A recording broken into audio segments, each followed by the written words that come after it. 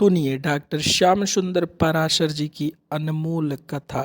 आज की इस तृतीय दिवसीय कथा के भाग 1 में भक्तों आप लोगों को बंधन और संसार में मोक्ष कैसे प्राप्त करें, इन सब का क्या कारण है, आज की इस कथा में आपको बताया जाएगा। तो इस ज्ञानमयी परिचर्चा को अवश्य सुने भक्तों। श्री राधे राधे। सनातन सनत कुमार चारों से कहा बच्चों तुम भी सृष्टि करो, तो चारों ने हाथ हिला दिए। हमको झंझट में नहीं पड़ना, हम हरि भजन करेंगे। इस बात पर ब्रह्मा जी को क्रोध आ गया। बच्चे हमारी बात नहीं माने। उनका क्रोध ही उनकी भ्रकुटी से एक बालक बन के प्रकट हो गया और बड़ी जोर से बालक रोता हुआ बोला, मुझे नाम दो, मुझे काम दो। ब्रह्मा जी बोले, तुम रोते बहुत भयंकर हो भाई, इसलिए तुम्हारा नाम है रुद्र। बोलो रुद्र भगवान की। देवादिदेव महादेव भोलेनाथ ही रुद्र रूप में प्रकट हुए।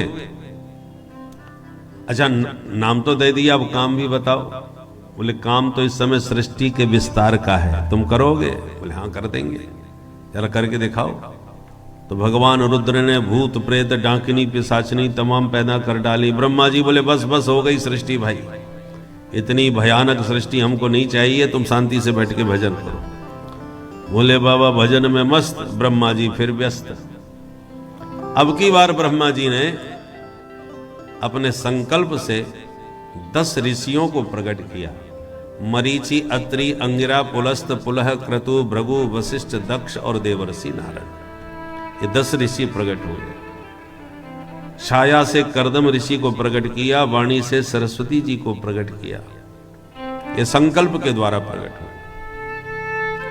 और अब की बार ब्रह्मा जी ने वाम अंग से कन्या और दक्षिण अंग से पुरुष को जन्म दिया। उनका नाम हुआ मनु शतरूपा। ब्रह्मा जी बोले अब तुम दोनों मिलकर के मैथुन सृष्टि का विस्तार करो। तो स्त्री पुरुष के संयोग से जो सृष्टि का शुभारंभ हुआ वो मनु शतरूपा से हुआ है। इसलिए हम सब मनु की संतान होने के नाते ही मनुष्य कहलाते हैं, मनुज कहलाते हैं, मानव कहलाते हैं, क्योंकि सब मनु की संतान है।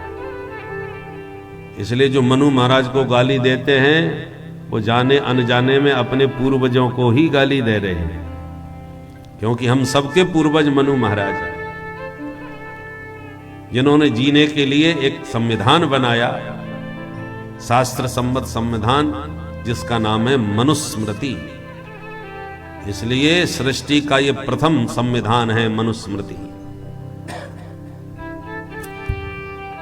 तो मनु महाराज के शतरूपा के द्वारा 5 संतान हुई, 2 बेटा और 3 बेटी। बेटा है प्रियव्रत और उत्तानपाद, बेटियां हुई आकुति, देवहूति और प्रसूति। ऐसे 5 संतान। एक दिन मनु महाराज ने ब्रह्मा जी से निवेदन किया, सरकार एक बहुत बड़ी समस्या आ गई। क्या? आदि दैत्य हिरण्याक्ष पृथ्वी का ही हरण करके ले गया। बिना पृथ्वी के धरती कैसे ये प्रजा कैसे टिकेगी? तब ब्रह्मा जी ने भगवान का ध्यान किया, हे प्रभु ये संकट दूर करो। तो ध्यान करते ही जोड़ की छींक आ गई और छींकते ही ब्रह्मा जी की नासिका रंध्र से भगवान बराह बन के प्रकट हो गए। बोल बराह भगवान की। जल में प्रविष्ट होकर के हिरण्याक्ष का वध करते हुए भगवान ने पृथ्वी का उद्धार किया। विदुर जी बोले महाराज हिरण्याक्ष कौन था, ये कहां से पैदा हुआ? मैत्री जी कहते सुनो, कश्यप ऋषि एक बार सूर्यास्त के समय संध्या वंदन कर रहे थे।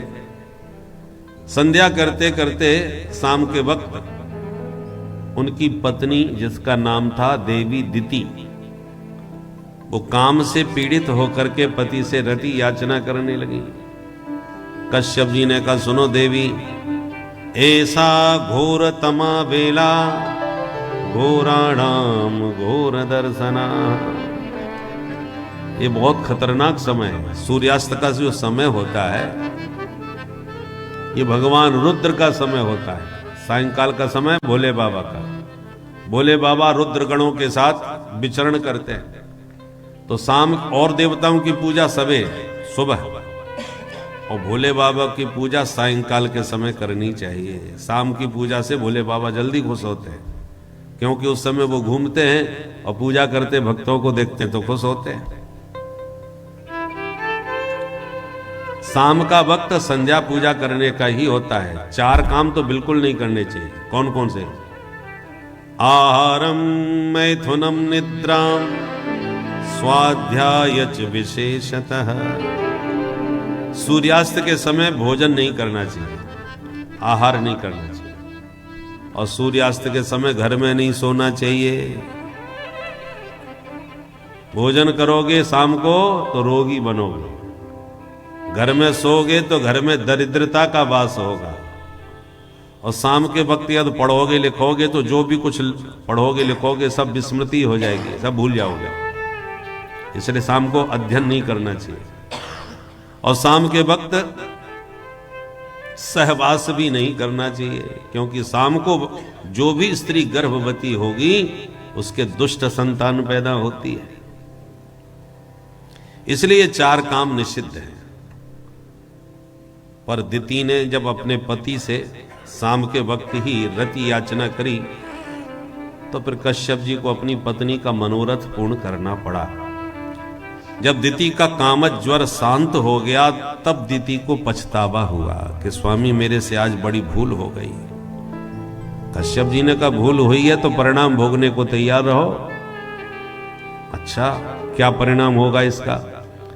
कश्यप जी ने कहा देवी तुमने सूर्यास्त के समय सहवास किया है, इसलिए तुम्हारे गर्भ से अब 2 दुष्ट बेटा पैदा होंगे, दोनों ही महा आतंकवादी होंगे, सारी धरती को हिला के रख देंगे। अब तो दिति घबरा गई,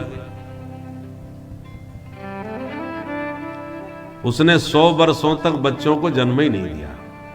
दधार वर्षाणि शतम, तो दिति के शरीर से इतना दिव्य तेज निकलने लगा कि स्वर्ग के देवता भी जलने लगे, तपने लगे। ब्रह्मा जी से देवताओं ने पूछा महाराज ये क्या समस्या है, इतनी गर्मी कैसे, जले जा रहे हैं। तब ब्रह्मा जी ने ध्यान लगा के देखा, ध्यान में पता चला कि भाई देवताओं मेरे जो मानस पुत्र है ना सनक सनंदन सनातन सनत कुमार सनकादिक ऋषि, वो एक बार वैकुंठनाथ के दर्शन करने वैकुंठ में पहुंच गए। घुसने लगे तो जय विजय भगवान के जो नित्य पार्षद हैं उन्होंने रोक दिए, तो क्रोध आ गया। भगवत दर्शन में बाधा डालते हो, तो साथ दे दिया तुम 3 जन्म तक राक्षस बनोगे। आज उन्हीं सनकादिकों के शाप से भगवान के पार्षद जय विजय देवी दिति के गर्भ में आ चुके हैं। घबराओ मत, भगवान सब ठीक करेंगे। समय पाकर दिति ने 2 दैत्यों को जन्म दिया, नाम रखा हिरण्याक्ष और हिरण्यकश्यप। तो पैदा होते ही इतने शीघ्र बढ़ते चले गए कि पहाड़ों पर्वत जैसा इनका विशाल देह हो गया। दिविस प्रसव है में किरीट कोटवी, भयंकर शरीर। छोटा भाई हिरण्याक्ष दिग्विजय करने निकला तो लड़ने वाला ब्रह्मांड में कोई नहीं मिला। जब कोई लड़ने वाला नहीं मिला तो धरती कोई उठा के रसातल में ले गया। आज भगवान ने बराह अवतार लेकर के पृथ्वी का उद्धार किया और हिरण्याक्ष का वध कर दिया। बोल बराह भगवान की। अब सृष्टि का विस्तार हुआ तो सबसे पहले बेटियों का वंश बतलाया। 3 बेटियां हैं, आकुति, देवहूति और प्रसूति। उनमें जो मझली बेटी है देवहूति, उसका विवाह कर्दम ऋषि से हुआ। कर्दम जी के द्वारा देवहूति के गर्भ से 9 बेटियों का जन्म हुआ और 10वीं संतान के रूप में साक्षात भगवान कपिल रूप में प्रकट हो गए। बोल कपिल भगवान की।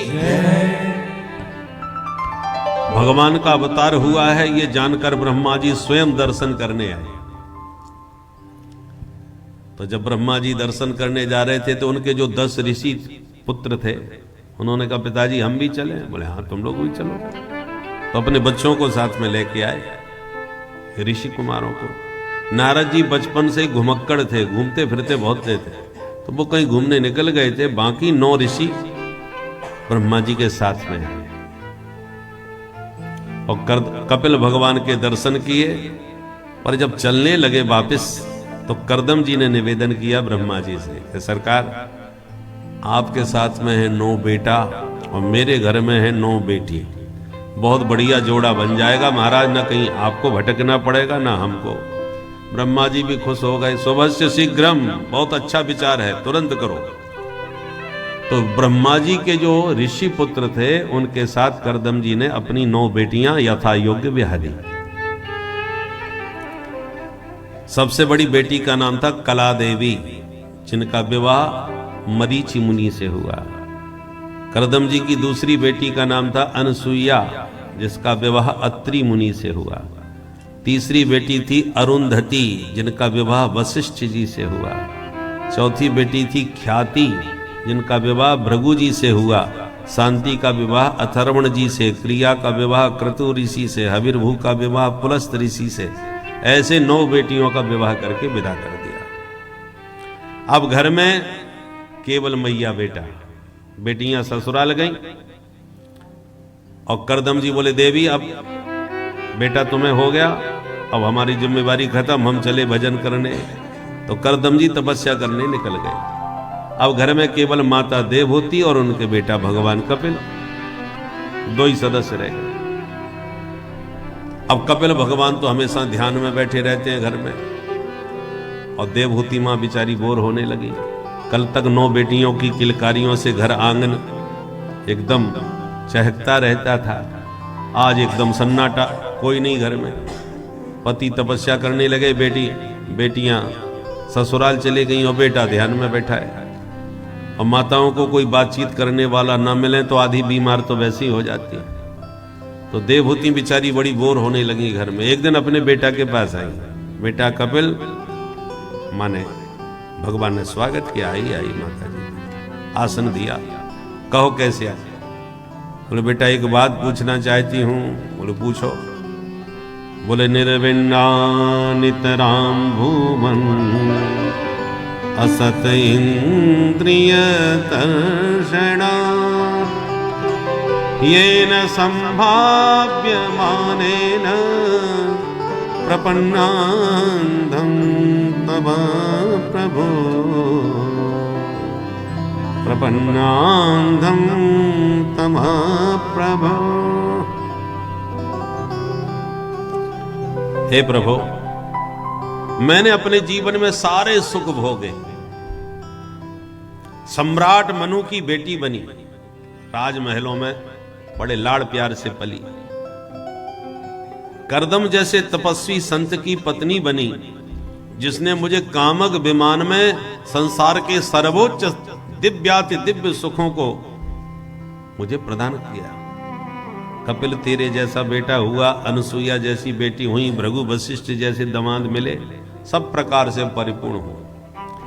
तब भी मेरा मन अभी अपूर्ण है, मन में अभी तृप्ति नहीं है, आत्मा मेरी अभी भी असंतुष्ट है, अतृप्त है। तो बेटा मैं ये जानना चाहती हूं, अब क्या पाना शेष रह गया है जिसे पाकर के मैं पूरी तरह परिपूर्ण हो जाऊं, मुझे हृदय में संतुष्टि का अनुभव हो कि मैं परिपूर्ण हो गई। आज मैंने सब कुछ पा लिया, फिर भी भीतर से खालीपना है। इसलिए बेटा तुम बड़े ज्ञानी हो, तो मैं और किसी से पूछने कहां जाऊं, मैं तुम्हारे पास आई हूं ये जानने के लिए, तुम्हारी शरण में हूं। आज अपने ज्ञान की कुल्हाड़ी उठाओ और मेरे अज्ञान के वृक्ष को जड़ सहित काट करके मिटाओ। मां स्तुति करने लगी।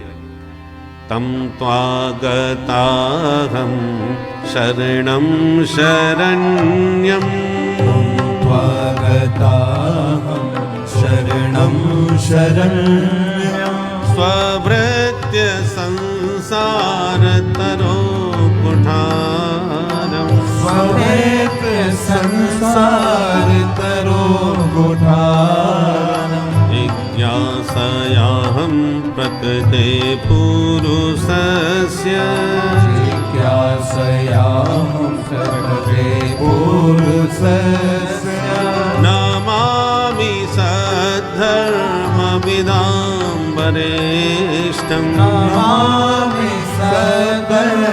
पवित्राम्बरेशं हम त्वागताहं शरणं शरण्यं स्वागताहं शरणं शरण्यं शरणं शरण्यं शरणं शरण्यं। तो प्रभु मैं आपकी शरण में हूं, मेरा मार्गदर्शन करो। तब कपिल भगवान कहते हैं माता जी बहुत ध्यान से सुनो, आज मैं आपको अध्यात्म योग का रहस्य बतलाता हूं। कपिल भगवान कहते हैं माता जी हमारा जो मन है यही हमारे बंधन और मुक्ति दोनों का कारण है। मन एक तरह से चाबी है, इसी चाबी से बंधन भी है और मुक्ति भी है। ताले की चाबी एक ही होती है, ताले में डालो, इधर घुमा दिया तो उसने ताला बंद कर दिया, अब उल्टा घुमा दो तो ताला खोल दिया। खोलने वाली भी वही चाबी है, बांधने वाली भी वही चाबी है। ऐसी हमारा मन है। इस मन को संसार के विषयों की तरफ मोड़ दो तो संसार में बंधन का कारण बन जाएगा, और इसी मन को विषयों से मोड़ के भगवान से जोड़ दो तो यही मन मुक्ति का भी साधन बन जाएगा। गुणेषु सक्तम बंधाय रतम्बा पुंस्य मुक्तये। बेटा ये मन भगवान की तरफ मुड़ना ही नहीं चाहता, कैसे मोड़े? भगवान में मन सब लगाना चाहते पर लगता कहां है? आप ध्यान करने बैठो भगवान का तो नौन तेल लगड़ी के अलावा कुछ भी ध्यान नहीं आता। जो बातें कभी याद नहीं आती होंगी उसी समय याद आएंगी। जब माला लेके बैठोगे या भजन करने बैठोगे, दुनिया भर की उल्टी सीधी बातें उसी समय याद आती हैं। तो कैसे लगे मन भगवान में, ये तो बताओ। कपिल भगवान कहते मां एक बहुत सरल उपाय बताता हूं मन लगाने का। क्या? बोले जिनका मन भगवान में भली भांत लग चुका हो, तुम ऐसे महापुरुषों के संग में लग जाओ, उनके चरणों से जुड़ जाओ, तो जहां वो जुड़े हुए हैं तुम्हें भी वहीं जोड़ देंगे। बिजली का तार कोई पकड़ ले तो उसे करंट लग जाता है। अब तुम भले ही तार को मत पकड़ो, पकड़ने वाले को ही पकड़ लो तो तुम्हें भी उतना ही करंट लगेगा जो तार पकड़ने वाले को लगा है।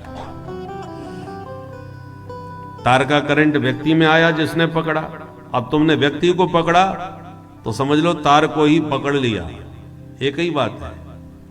ब्रह्मविद ब्रह्मैव भवति। जो ब्रह्म ज्ञानी संत होते हैं वो साक्षात ब्रह्म स्वरूप ही होते हैं। इसलिए गुरु कौन है? जिसने उस परमात्मा को पहचाना हो, समझा हो। परमात्मा को जानने से गुरु भी ब्रह्म स्वरूप होते हैं। इसलिए कहा जाता है गुरु साक्षात परब्रह्म। साक्षात परब्रह्म क्यों कहा? क्योंकि वो भी ब्रह्म को जानकर ब्रह्मवद हो गया। जानत तुम्हें हो जाए। मां ने पूछा तो ये कैसे पता चलेगा कि कौन ब्रह्म ज्ञानी है? कैसे पता चलेगा कौन सच्चा संत है? आजकल समाज में हर चीज डुप्लीकेट मिलती है। तो भोजन पानी का सामान ही डुप्लीकेट नहीं होता, साधु संत भी हो सकते हैं। तो हम कैसे पहचान करेंगे कि कौन असली है कौन नकली है? मार्केट में नकली घी भी मिलता है, और नकली जो घी होता है वो असली से ज्यादा खुशबू मारता है। और डुप्लीकेट माल की पैकिंग भी बड़ी जोरदार होती है, आकर्षक बनाया जाता है।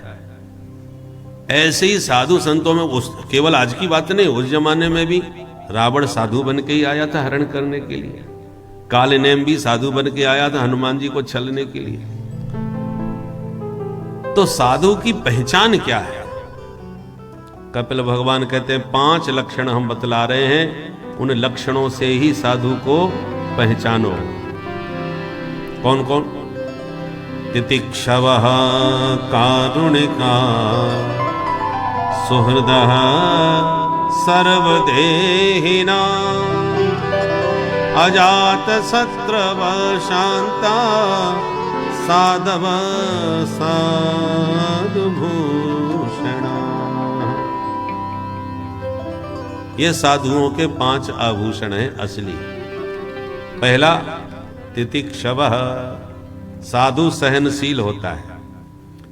खूब सम्मान करो तो बहुत गदगद नहीं, कभी अपमान भी कर दिया तो कोई फर्क नहीं। मानापमानयो तुल्यम, मान अपमान दोनों में समान, इसको कहते हैं तितिक्षा। हम लोग क्या करते हैं, सम्मान मिला तो फूल गए, अपमान हुआ तो मुरझा गए। साधु दोनों हालत में समान रहता है। ये तितिक्षा साधु में ही संभव है। बूंद अगाध सहे गिर कैसे, खल के बचन संत सह जैसे।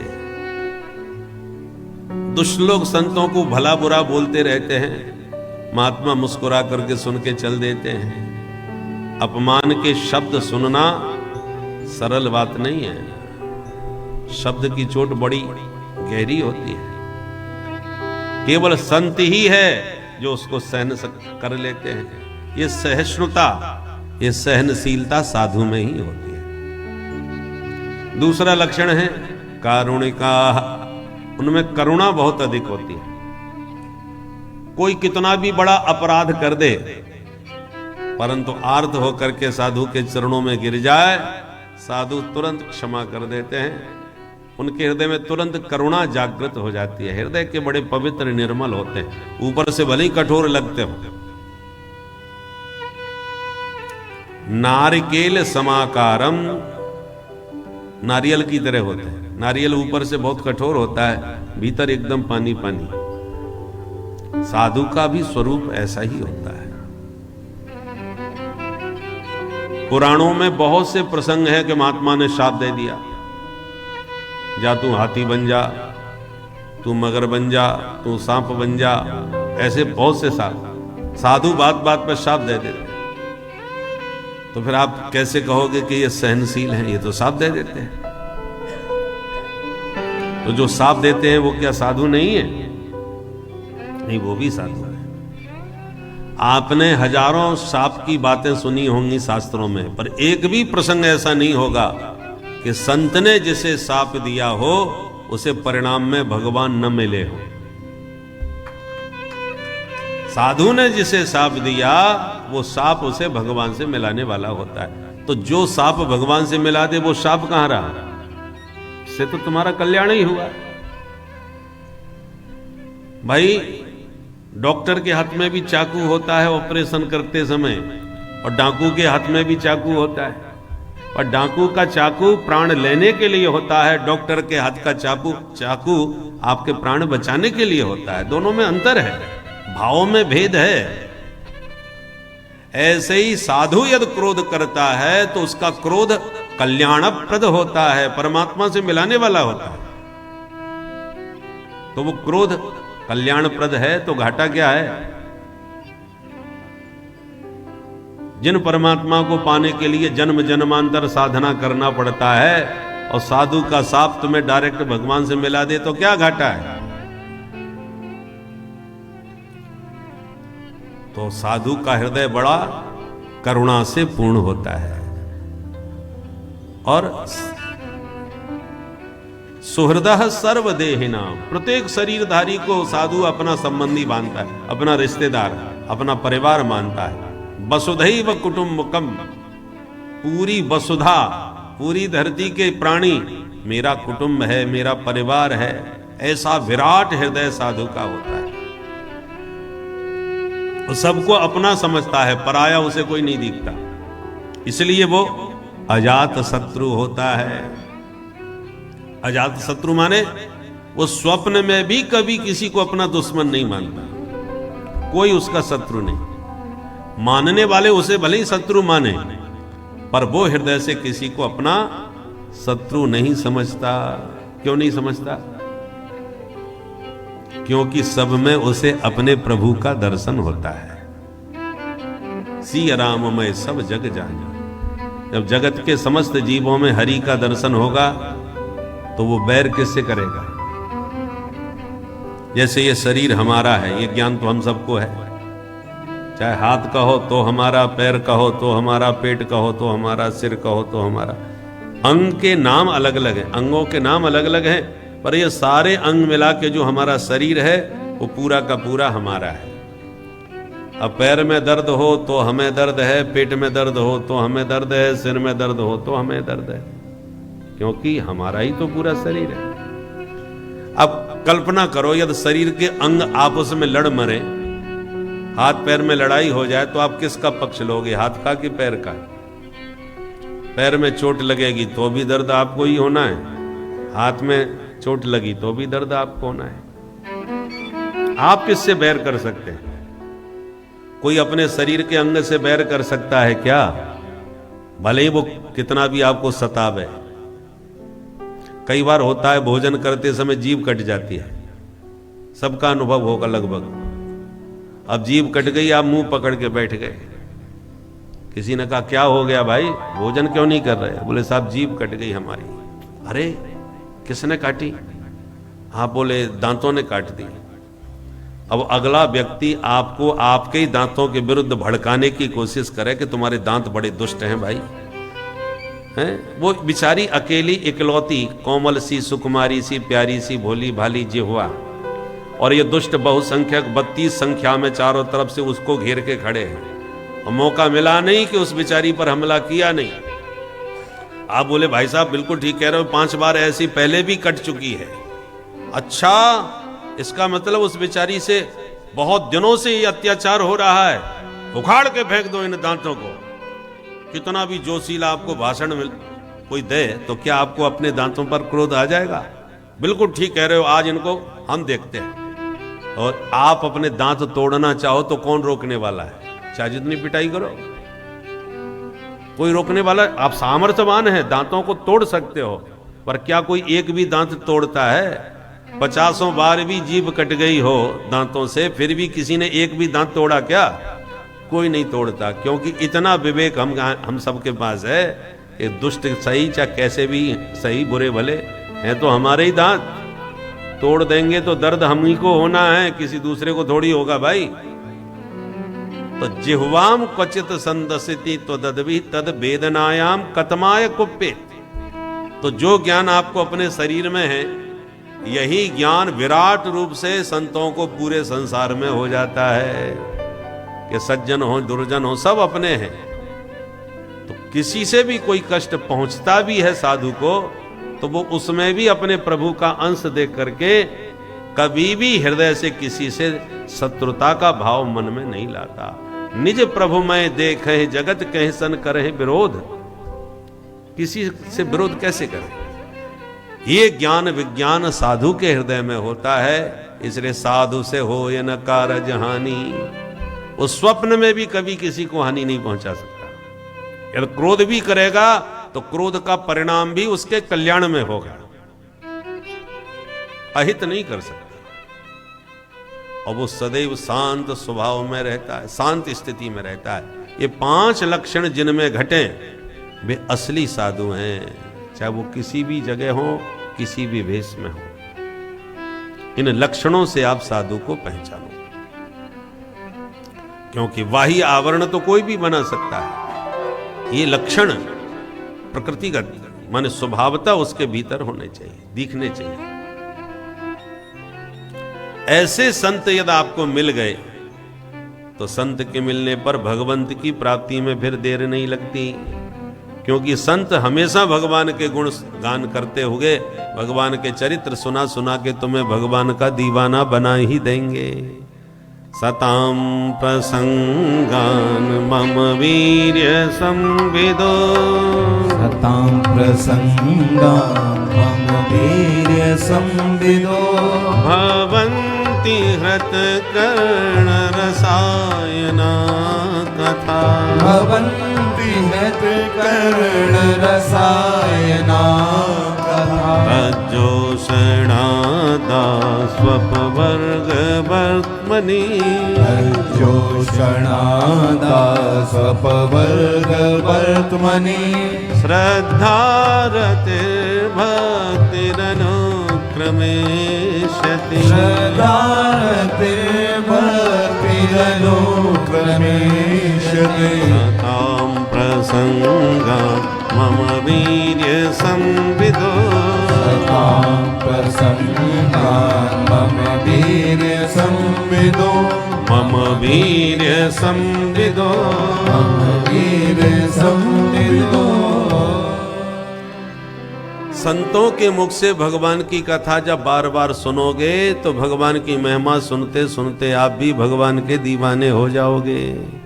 मन का स्वभाव है वो जिसके बारे में सुनता है उसी के बारे में सोचता है और उसी के पाने की उसमें उत्कंठा जागती है। इसलिए प्रथम भगति संतन कर संगा और दूसरी रति मम कथा प्रसंगा। संतों के पास बैठो और ज्यादा से ज्यादा भगवान की चर्चा उनके मुख से सुनो। भगवान के प्रेम में पगे हुए डूबे हुए संत जब भगवान के गुण गाएंगे तो उनके हृदय से निकली हुई वो वाणी आपके हृदय में प्रभावित करेगी, आपके हृदय को प्रभावित करेगी। ऐसे संत हैं दुर्लभ और मिल गए तो वो सबसे बड़े भगवत प्राप्ति के साधक होते हैं। भगवान से मिलाने वाले यही सच्चे संत होते हैं।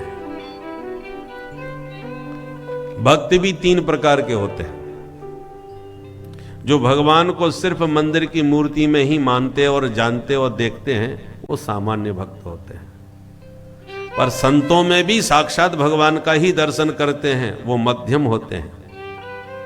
और मनुष्य मात्र में जो भगवान की छवि निहारते हैं वो उत्तम होते हैं।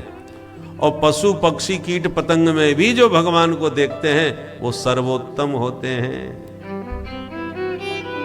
कहना बहुत सरल है कि सिया राम मैं सब जग जानी, करो प्रणाम जोर जुग पानी।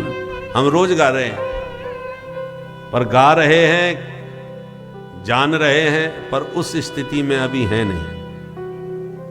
सिया राम मैं सब जग जानी गाते गाते कहीं कुत्ता घुस आया तो 2 मिनट में डंडा उठा के उसकी कमर पे जड़ देंगे और मुंह से यही कहेंगे करो प्रणाम जोर जुग पानी, सिया राम मैं सब जग जानी।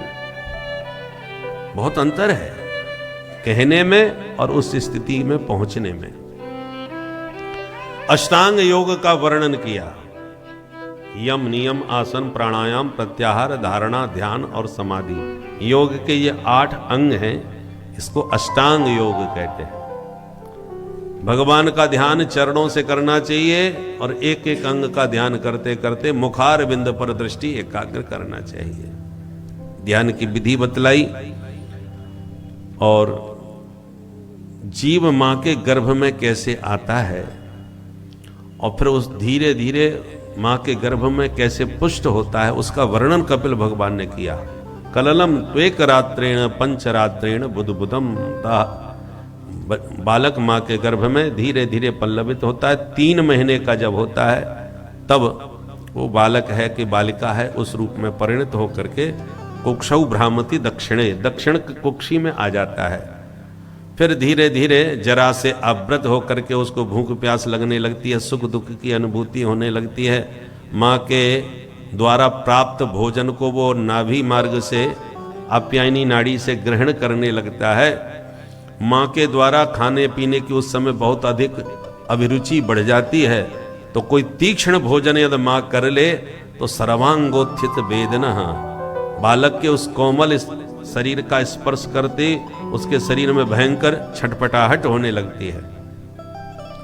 अंत में वह जीव मां के गर्भ में भगवान से प्रार्थना करता है कि हे प्रभु इस नरक से मुझे बाहर निकालो। मैं सौगंध खाता हूं आपकी कि अब ऐसा कोई काम नहीं करूंगा जो इस नरक में मुझे दोबारा आना पड़े, क्योंकि गर्भवास समम दुखम न भूतो न भविष्यति। गर्भ में जीव को जितना कष्ट होता है उतना कभी नहीं, एक एक दिन गिनता है।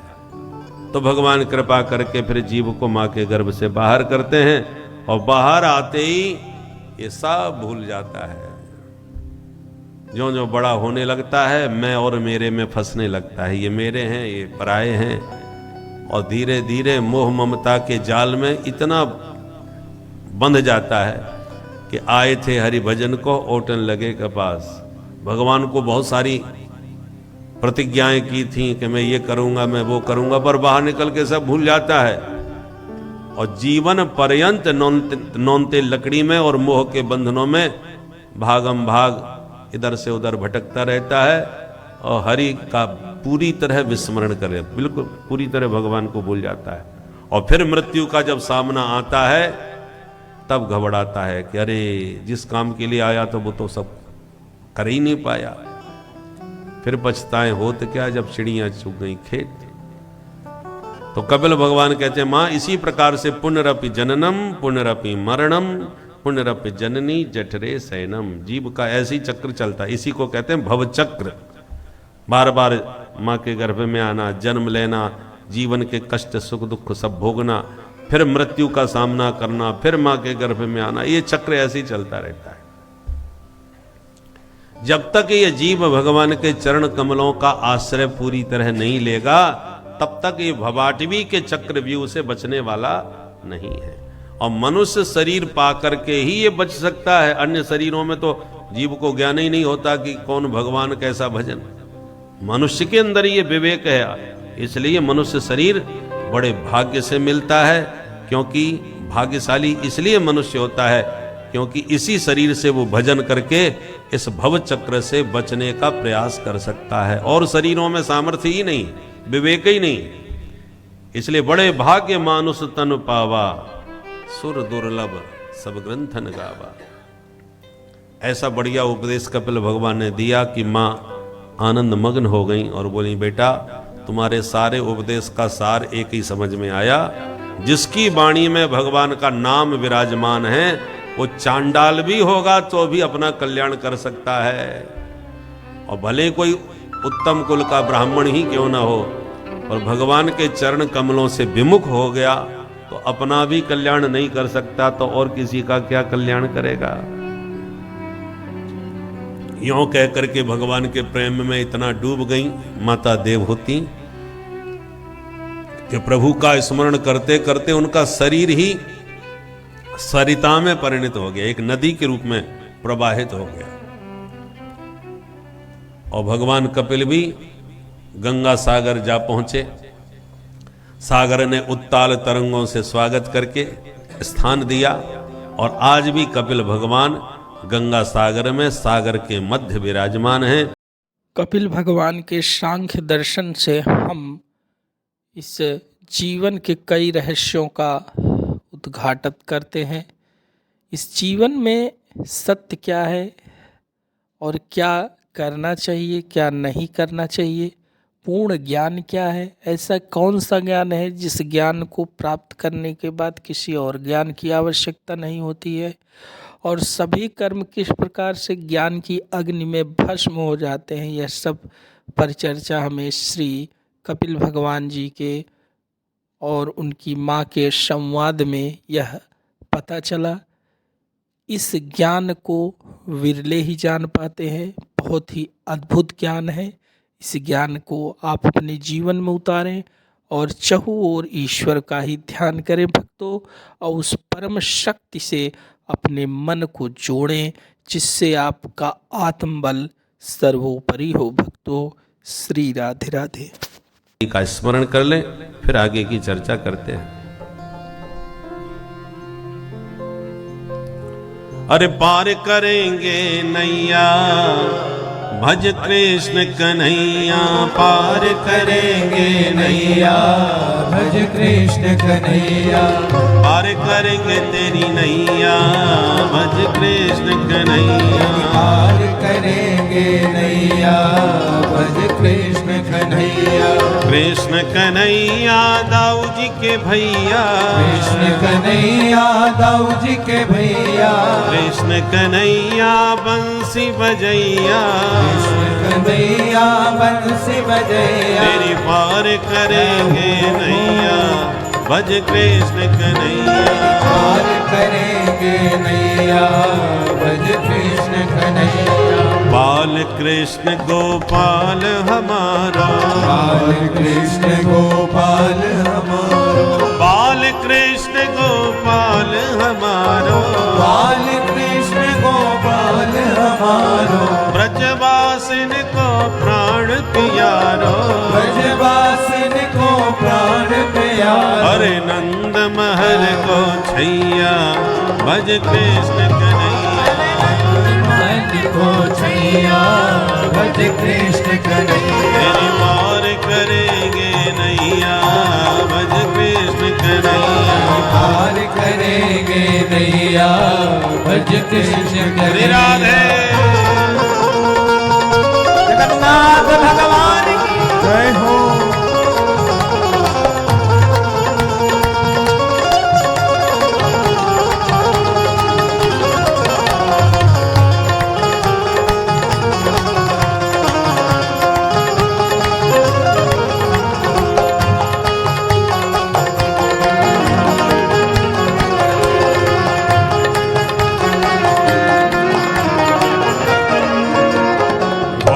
बाल संग धेनु चरावे बाल बाल संग धेनु चरावे बाल संग धेनु चढ़ावे बाल बाल संग धेनु चरावे लूट लूट दधी माखन खावे लूट लूट दही माखन खावे अरे माखन चोर कन्हैया भज कृष्ण कन्हैया माखन चोर कन्हैया भज कृष्ण कन्हैया तेरी पार करेंगे नैया भज कृष्ण कन्हैया पार करेंगे नैया भज कृष्ण। श्री राधे एक बार सभी लोग दोनों हाथ उठा के जगन्नाथ भगवान जय हो।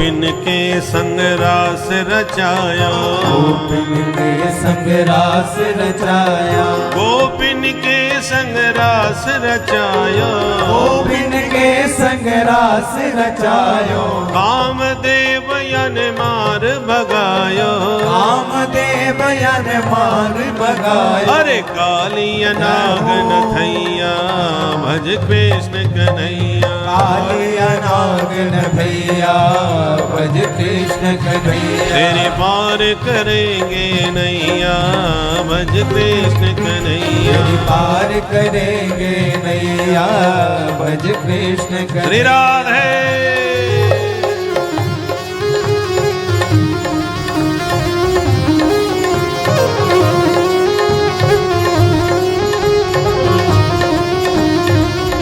जय हो।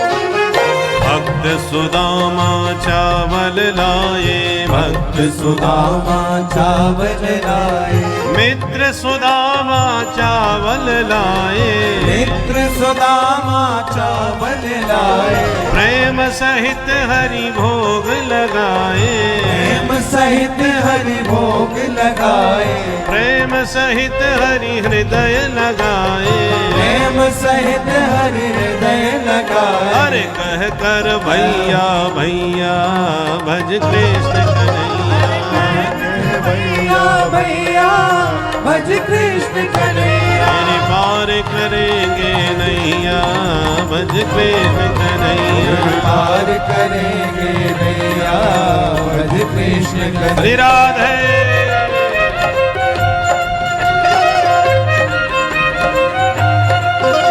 हे हरि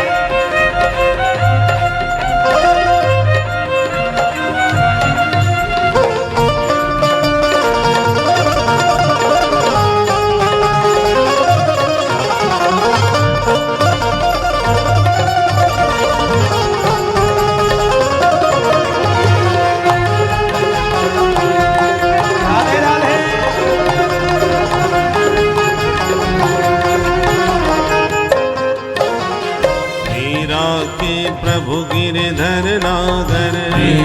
के प्रभु गिरधर नागर, मीरा के प्रभु गिरधर नागर, मीरा के प्रभु गिरधर नागर, सूर श्याम मेरे नटवर नागर, सूर श्याम मेरे नटवर नागर, अरे घट घट वास करैया भज कृष्ण कन्हैया, घट वास करैया भज कृष्ण कन्हैया, तेरी पार करेंगे नैया भज कृष्ण कन्हैया, पार करेंगे नैया भज कृष्ण कन्हैया, कृष्ण कन्हैया दाऊ जी के भैया, कृष्ण कन्हैया दाऊ जी के भैया, कृष्ण कन्हैया बंसी बजैया, कृष्ण कन्हैया बंसी बजैया, तेरी पार करेंगे नैया भज कृष्ण कन्हैया, पार करेंगे नैया भज कृष्ण कन्हैया, भज कृष्ण ओ कन्हैया, भज कृष्ण कन्हैया, भज कृष्ण कन्हैया, भज कृष्ण कन्हैया, भज कृष्ण कन्हैया, भज कृष्ण कन्हैया। बोल कृष्ण कन्हैया लाल की है जय जय श्री लाल है। तो इस प्रकार से महाराज मनु की मझली बेटी देवहूति की कथा आपने सुनी। बड़ी बेटी आकुति जिनका विवाह रुचि प्रजापति से हुआ, जिनके घर साक्षात भगवान यज्ञ नारायण का प्रादुर्भाव हुआ। बोल यज्ञ भगवान की। तीसरी बेटी सबसे छोटी नाम है जिसका प्रसूति। इनका विवाह हुआ दक्ष प्रजापति के साथ। इनके द्वारा 16 बेटियों का जन्म हुआ। दक्ष की 16 बेटियों में 13 बेटी का विवाह धर्म के साथ में हुआ। उनमें से धर्म की मूर्ति नामक पत्नी से भगवान नर और नारायण रूप में प्रकट हुए, जो आज भी बद्रीनाथ में विराजमान हैं। बोल नर नारायण भगवान की। दक्ष ने एक बेटी का विवाह अग्निदेव से किया, जिनका नाम है स्वाहा देवी। इसलिए अग्नि में आहुति देते समय हम स्वाहा शब्द का प्रयोग करते हैं। एक बेटी पितरों को ब्याही, जिनका नाम है स्वधा देवी। इसलिए पितरों को जल देते समय स्वधा शब्द का प्रयोग होता है। और एक बेटी सबसे छोटी नाम है जिसका सती। इनका विवाह महादेव शंकर से हुआ, पर सती के कोई संतान नहीं हुई। क्यों नहीं हुई? क्योंकि सती जी ने अपने पिता दक्ष के यज्ञ में महादेव का अपमान देखकर दुखी हृदय से अपना शरीर त्याग दिया था। विदुर जी ने प्रश्न किया कि दक्ष ने ऐसा क्या अपमान कर दिया जिसके कारण सती को शरीर त्यागना पड़ा। एक प्रसंग थोड़ा विस्तार से सुना दीजिए। मैत्री जी कहते, सुनो विदुर। जब ब्रह्मा जी ने एक बार अपना लाडला बेटा दक्ष, जिसको प्रजापति पद पर अभिषिक्त कर दिया, और प्रजापति का जो पद होता है वो इंद्र से भी बड़ा होता है, बहुत ऊंचा पद है। तो जब इन ऊंचे पद पे कोई बैठता है तो लोग, अनुयायी लोग उसकी प्रशंसा करते हैं, स्वागत सत्कार करते हैं। तो दक्ष जब प्रजापति बने तो सारे देवता महात्माओं ने मिलकर कहा, हम आपका स्वागत समारोह करना चाहते हैं। दक्ष ने कहा, इसकी कोई जरूरत तो नहीं है, पर आप चाहते हो तो कोई बात नहीं है। अभिमान, पद पर बैठ के देखो, गर्मी तो सबको आ जाती है, चाहे वो कितना भी राष्ट्र सेवक बने, अपने को सेवक कहे, चौकीदार कहे, परंतु गर्मी तो भीतर रहती है और मौके आने पर वो चूकते भी नहीं है। गर्मी कभी कभी प्रकट हो ही जाती है। ऊपर से भले किसी के आज से हमारे ये बॉस हैं और ने एक दो कदम आगे बढ़ गए तो तुरंत पीछे करेंगे कि बॉस हम कहने के लिए तुम्हें मानेंगे, पर तुम अपने को बॉस मत समझ लेना भाई। बोलो राधे राधे। तो कुर्सी की गर्मी अलग बोलती है। दक्ष को भी गर्मी आ गई, मैं प्रजापति बन गया। तो लोगों ने जब कहा हम स्वागत करना चाहते हैं, तो उसने कहा कि ऊपरी मन से तो कहा कि इसकी जरूरत नहीं है, परंतु आप चाहते हो तो कोई बात नहीं है। देखो एक बात बताएं, अहंकार और कपट ये दोनों सगे भाई हैं। एक आएगा तो दूसरा जरूर संग में आ जाता है। अभिमानी व्यक्ति महाकपटी होता है। बोलो राधे राधे। राधे राधे राधे। जब कोई स्वागत करे ना, अरे साहब गजब हो गया, आपने ऐसे कैसे जीत लिया, बहुत बहुत बधाई हो, तो ऊपर से तो जरूर कहेगा अरे साहब आप लोगों का आशीर्वाद है, और भीतर से गदगद होगा, देखो मैंने कैसी पटक लगाई। तो भीतर में कुछ होता है, वाणी से कुछ बोलता है। तो दक्ष ने कहा भाई इसकी जरूरत नहीं है, पर आप लोग चाहते हो तो कोई बात नहीं, करो। तो बड़ा भव्य स्वागत समारोह आयोजित हुआ। देवता महात्मा उच्च कोटि, यहां तक कि ब्रह्मा विष्णु महेश तक उस स्वागत समारोह में उपस्थित हुए। सबसे अंत में दक्ष ने प्रवेश किया, जिनके स्वागत की प्रतीक्षा में सब लोग सावधान बैठे हुए थे। दक्ष को आता देखकर सभी ने खड़े होकर अभिनंदन किया। आइए आइए महाराज, स्वागत है आपका, बहुत बहुत बधाई हो, आपको बधाई हो। सारी सभा ने खड़े होकर दक्ष का स्वागत किया। तो दक्ष और गदगद हो गए, बारे हम देखो सारी दुनिया एक से एक वीआईपी लोग मेरे स्वागत में हाथ जोड़ के खड़े। अभिमानी की एक पहचान होती है, हजारों लोग हाथ जोड़े उनको नहीं देखेगा, एक ने भी हाथ नहीं जोड़े तो उसे जरूर घूरेगा कि ये कौन है, इसने हमको प्रणाम नमस्कार हाथ भी नहीं जोड़े। तो सब लोग खड़े हुए, उन पर ध्यान नहीं गया दक्ष का, और 3 लोग बैठे रहे, खड़े नहीं हुए।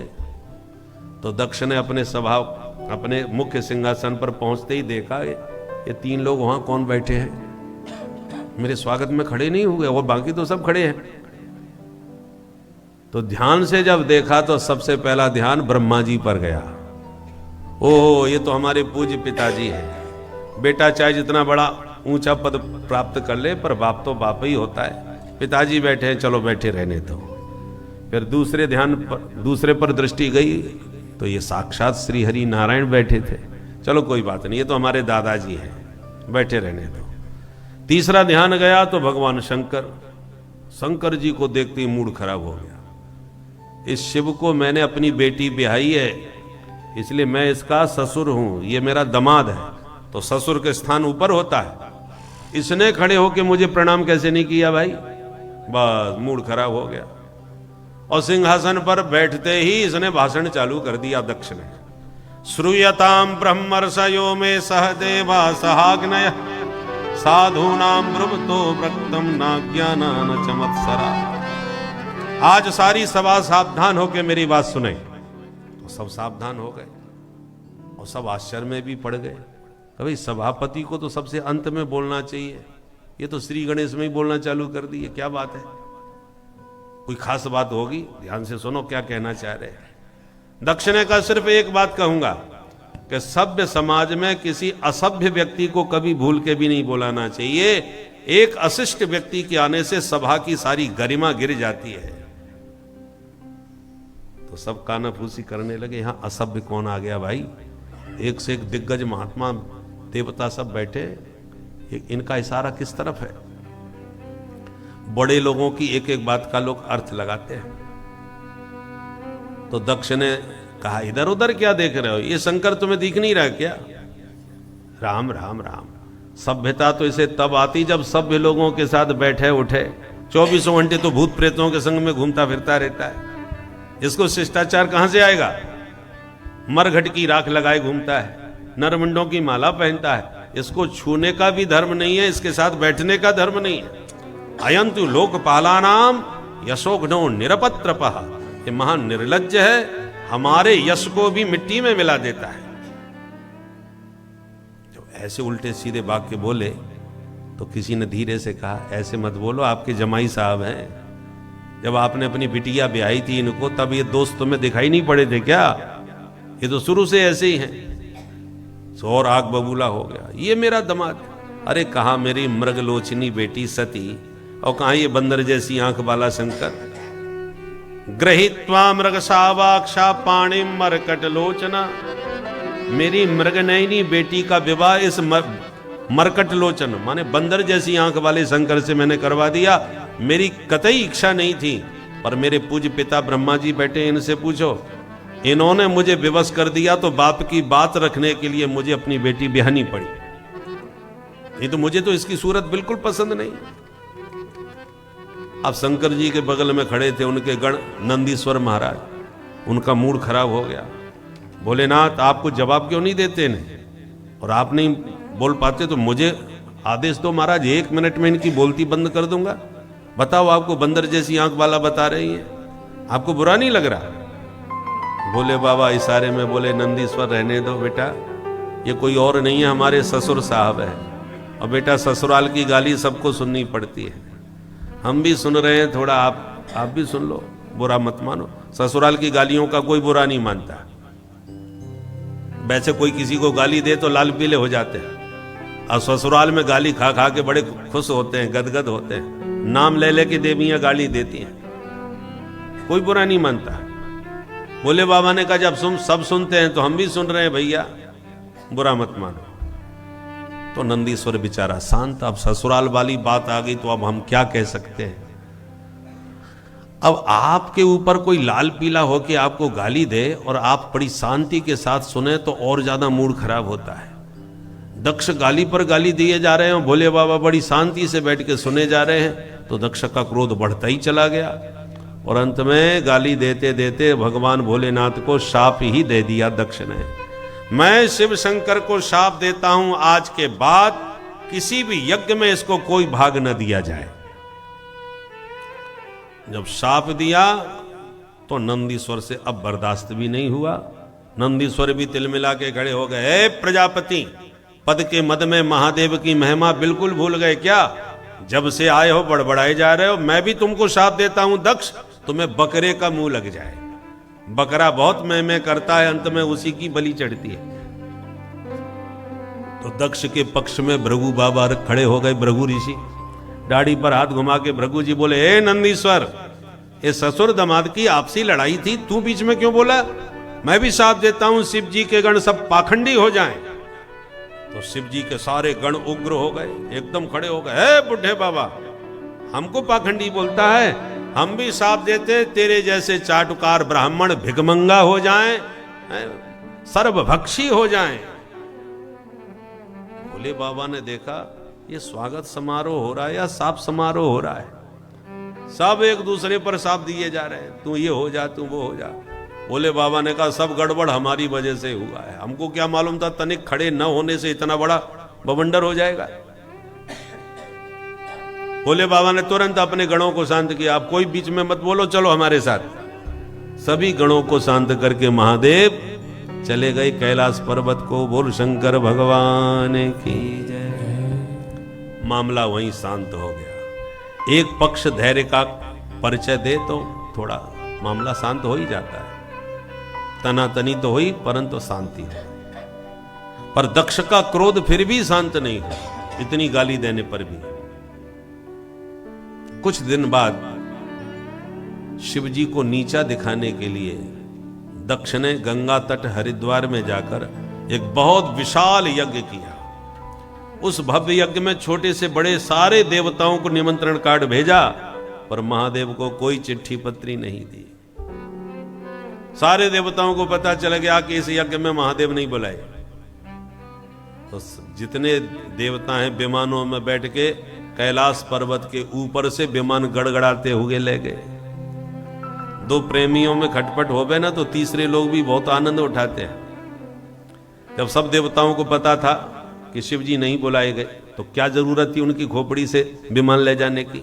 अरे दाएं बाएं से चुपचाप चले जाते अपने। पर नहीं, तुम्हारी पड़ोसी से यदि खटपट है और तुम्हारे यहां फंक्शन होगा तो बहुत से लोग उसी के घर जाके जूता उतारेंगे और कहेंगे साहब भीड़ में तो गायब हो जाते हैं, हम इसलिए यहीं उतारने चले आए। और जब चलेंगे फिर कहेंगे कहो साहब आप नहीं चल रहे का, जानबूझ के छेड़ेंगे। अब वो बेचारा क्या कहेगा कि हमें निमंत्रण नहीं आया। अच्छा आपको निमंत्रण नहीं दिया? भाई हमारा तो मन खट्टा हो गया, हम भी नहीं जा रहे। अब वो कहेगा नहीं नहीं आपका निमंत्रण है तो आपको जाना चाहिए। बोले आप कह रहे हो तो ठीक है चले जाते हैं, पर हमारा तो मन गिर गया। ऐसा नाटक करेंगे और बाहर निकल के फिर हंसेंगे, देखो पड़ोसी हैं, बड़ा याराना था, आज बुलाए भी नहीं, हम जा रहे हैं, वो बैठे हैं घर में।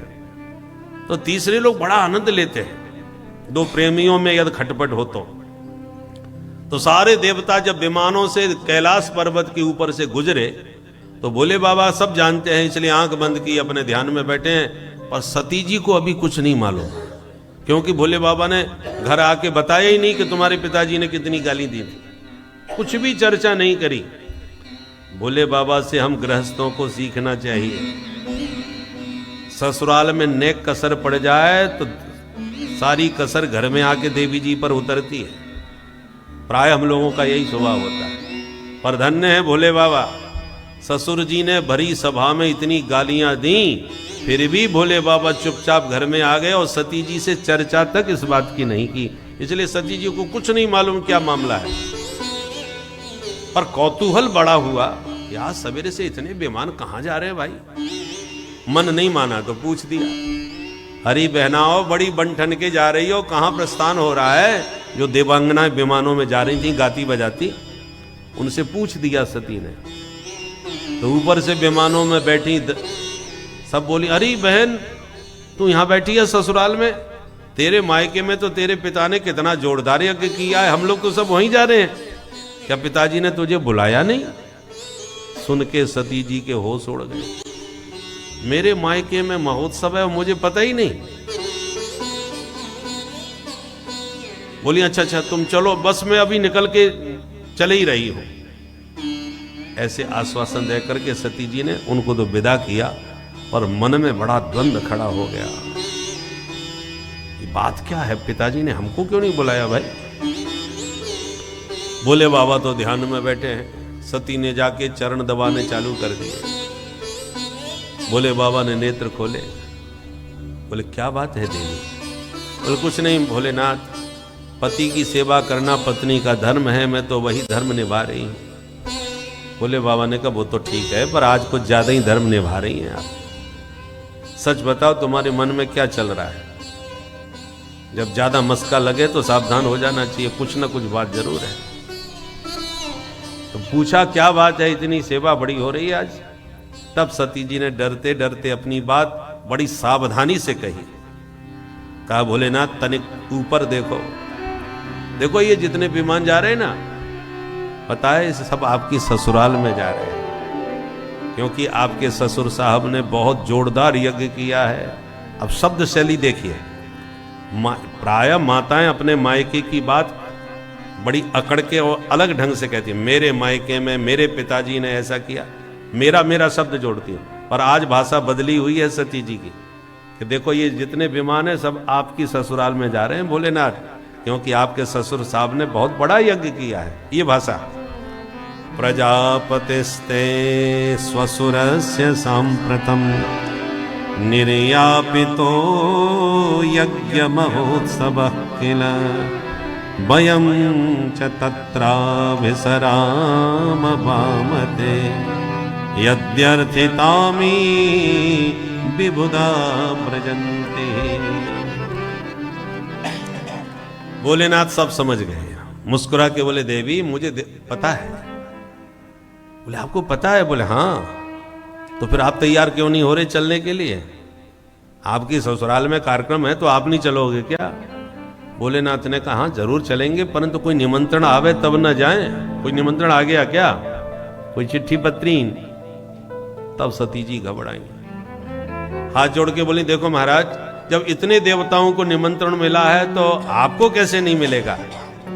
भेजा तो पक्का होगा, पर कभी कभी डाक मिस हो जाती है। लगता है पत्र वाहक रास्ता भटक गया, इसलिए आप तक पत्र नहीं पहुंच पाया।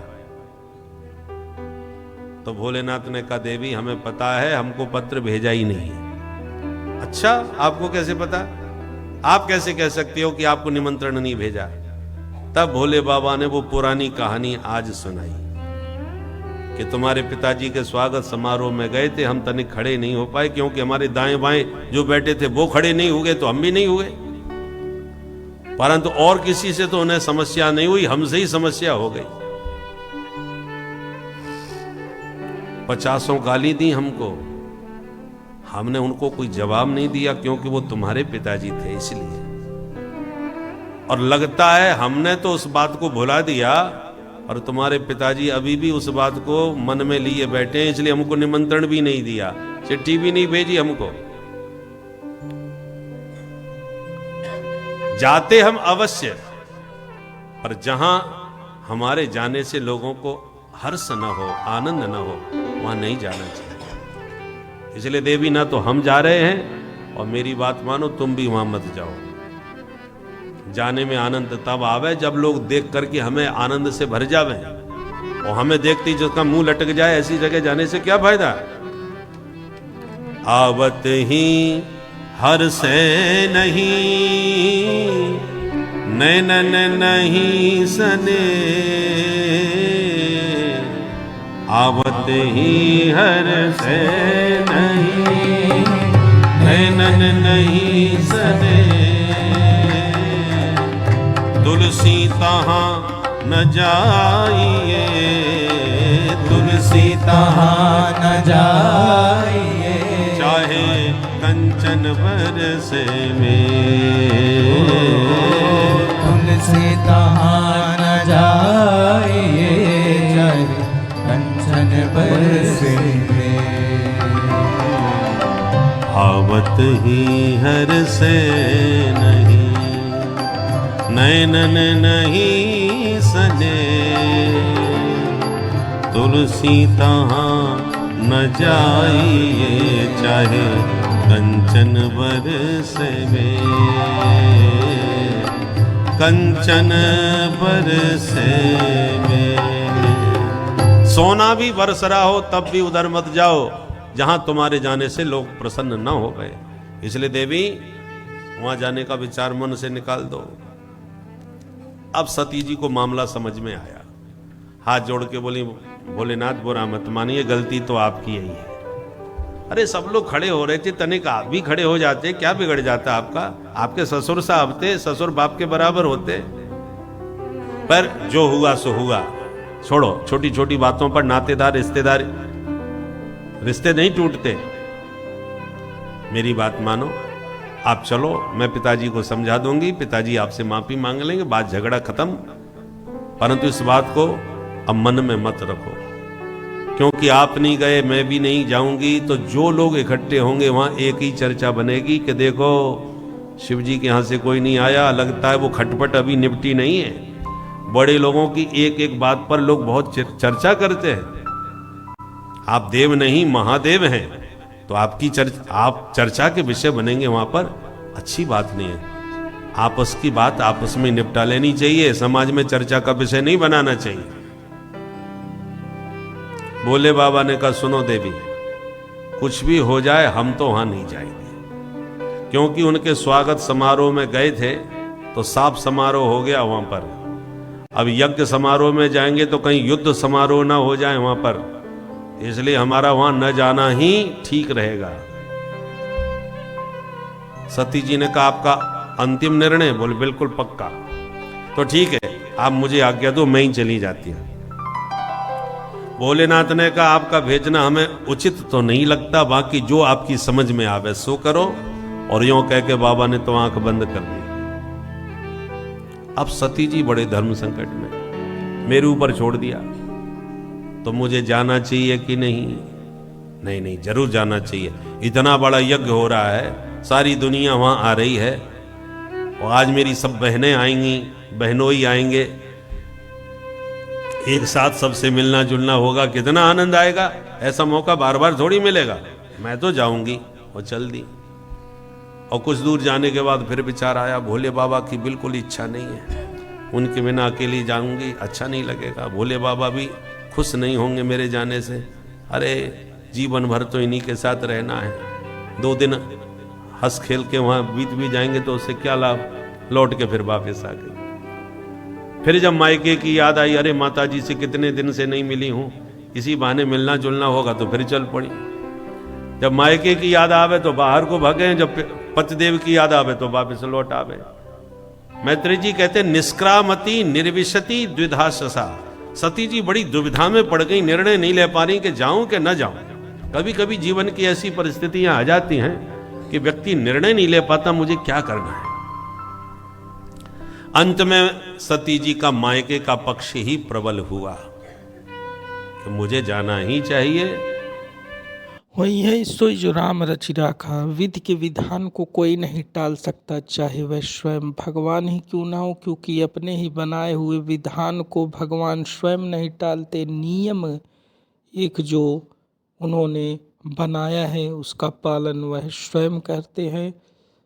सब कुछ जानते हुए भी अनजान बनकर प्रभु अपनी समाधि में लीन हैं और विधि के विधान में कोई हस्तक्षेप नहीं करते। यह बड़प्पन है, क्योंकि जिसके पास ज्ञान है, जिसके पास त्रिकालदर्शिता है, वह अधिकतर मौन को ही अपना सबसे बड़ा शस्त्र समझता है और मौन ही सबसे बड़ा मंत्र भी है। तो इसे पापमयी जीवन से पुण्यात्मा बनने के सफ़र में एक कदम आगे बढ़ाएं और मान अपमान के भावों से ऊपर उठकर सिर्फ अपना लक्ष्य एक ही चीज़ में लगाएं कि हम पूरे दिन या पूरी रात जब भी समय पाएं अधिक से अधिक उस ईश्वर का ही ध्यान करें। अपने गुरु के द्वारा दिए गए मंत्र का सतत रूप से मन में मानसिक जाप करते रहें, जिससे आपका आत्म उत्थान प्रबल हो। आपके जो दोष होंगे वह भी पुण्य में बदल जाएंगे। जो ग्रह आपके उल्टे होंगे वह भी आपके अनुकूल हो जाएंगे। यह सब कृपा आपको प्राप्त होगी यदि आप अपने भगवान नाम जाप करते रहेंगे। भक्तों, श्री राधे राधे। था तो केवल उनकी माताजी के मन में था। प्रसूति माँ बेचारी उदास बैठी थी कि इतना बड़ा यज्ञ हो रहा है पर मेरी बेटी दमाद छोटी वाली नहीं आई, कैसे बुलाऊं, किसको भेजूं। पर जैसे ही महलों में प्रवेश करते हुए सती को देखा, प्रसूति माँ एकदम आनंद में भर गई, दौड़ करके पुत्री को हृदय से लगा लिया। सादर भला ये मिली एक माता, सादर भला ये मिली एक माता, सादर भला ये मिली एक माता, सादर भला ये मिली एक माता। भगनी मिली बहुत मुस्काता, भगनी मिली बहुत मुस्काता, भगनी मिली बहुत मुस्काता, भगनी मिली बहुत मुस्काता। सादर भला ये मिली एक माता, सादर भला ये मिली एक माता, सादर भला ये मिली भला ये मिली भला ये मिली एक माता। प्यार से यदि मिली तो केवल उनकी माताजी मिली। पर पिता की तरफ जब सती ने दृष्टि घुमाई तो दक्ष तो देखते ही बेटी को देखकर मुंह फेर के बैठ गया। तब सती जी को बड़ा बुरा लगा। मैं इनके प्रेम में बिन बुलाए चली आई और ये हमको देखकर मुंह फेर रहे हैं। पर कोई बात नहीं, पिताजी हैं, बच्चों को बुरा नहीं मानना चाहिए। सती जी ने अपने मन को समझा लिया। पर यज्ञशाला पर जब दृष्टि घुमाई तो अरुद्र भागम तम अवेक्ष चाध्वरम पित्रा च देवे कृतहेननम विभो। यज्ञ में सबके भाग रखे हुए हैं, छोटे छोटे देवताओं के हिस्से और नाम सब सजे हुए रखे हैं।